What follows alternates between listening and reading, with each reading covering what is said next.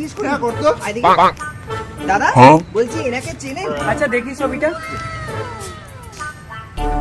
ওই ওই হ্যাঁ হ্যাঁ চিনি তো। তাহলে বলুন এটা কি? এমনি এমনি কি আর বলা যায়? অন্তত 100 টাকা দিন, তারপর বলে দিচ্ছি। কি আর করবি? আচ্ছা দিয়ে 100 টাকা। এই নিন। এবার তো বলুন কে? মানুষ। এটা কে রে? আচ্ছা ঠিক আছে দাদা। আরে দাদা মানুষ তো আমরাও বুঝতে পারছি, কিন্তু এই মানুষটাকে সেটা জানেন? হ্যাঁ জানি তো। তাহলে বলুন না। আরো 200 টাকা লাগবে। আরো 200? আচ্ছা ঠিক আছে দাদা আমি দিয়ে দিচ্ছি। এই নিন। ধন্যবাদ দাদা।